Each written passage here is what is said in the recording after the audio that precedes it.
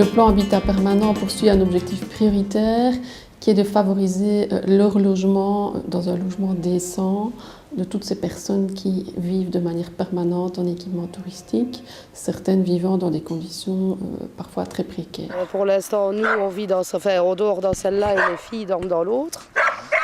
Et celle-là sert plus pour ranger tout ce qui est neige, etc. Parce que sinon, il n'y a pas place assez pour 5 personnes, quoi. Donc l'objectif, c'est d'essayer de les amener progressivement sur une base volontaire, puisque rien n'est contraint, d'accepter, je vais dire, les mécanismes d'aide qui sont proposés par le plan HP. Moi, je suis très bien ici. Je suis au bord de l'Amblève. Si je veux aller nager un coup, je peux. Dire qu'elles sont toutes bien en équipement touristique, ça peut être vrai à certains moments de l'année. Maintenant, en hiver, il faut savoir que toute une série d'équipements ne sont pas équipés aux normes traditionnelles de quartier classique. On a l'eau courante, sauf en hiver, parce que l'hiver, elle est coupée vu qu'il gèle, donc les canalisations risquent d'exploser. Pour lessiver aussi, c'est pas évident, parce que bon, il faut lessiver en mini-wash. On ne peut pas avoir de machine à lessiver.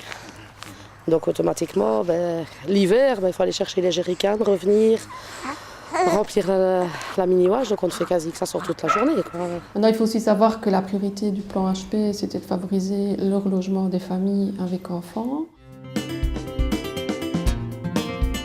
Il y a 14 familles qui sont concernées, donc ils sont à la base de la conception du projet, de la réflexion sur les économies d'énergie, etc. Donc on les avait vraiment fait participer au tout début, donc on part de rien, c'est vraiment l'inverse d'un projet traditionnel. On a fait toutes les réunions, on est parti choisir les matériaux, etc. Tous ensemble. Et maintenant le plan de masse est élaboré, ça va commencer la construction, disons, dans le courant 2009. Et logiquement, on devrait rentrer dedans en 2010. Je suis très très bien ici. Je vois pas la raison. J'ai une toilette, j'ai de l'eau, j'ai un chauffage, j'en ai même 2. Il y a des gens qui ne savent pas s'adapter dans un logement dit traditionnel, un appartement, etc. Ils ont choisi de vivre dans une caravane, il y a le terrain autour, il y a leurs animaux, etc.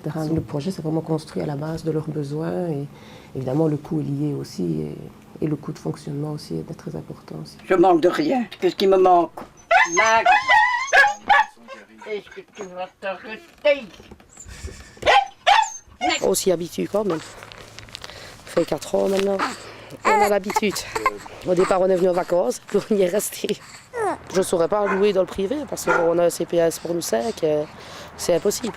Et à mon âge, si je dois encore aller louer un appartement qui coûte des 5 et des 600 €. Il y a des personnes qui vivent avec 800 € par mois, donc ça, c'est pas évident.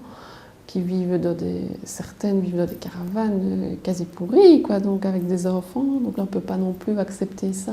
On se réjouit quand même de pouvoir y rentrer. Ça devient long. Ils auront un loyer adapté à leurs revenus, donc ce sera le même principe que dans le logement social. Et là, ils retrouveront tout ce qu'ils avaient comme environnement, je veux dire, dans un camping, en mieux évidemment. Pour nous, ce ne serait que pour nous deux, on s'en fout. C'est surtout pour les enfants, quoi, pour qu'ils aient un avenir autre que les caravanes. Et puis bon, à l'école, ils se font maltraiter.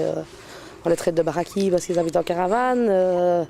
Ils en entendent de toutes les couleurs. Donc maintenant, on y croit et on espère vraiment. Parce que je crois que si ça n'aboutit pas, on va être vraiment déçus, quoi.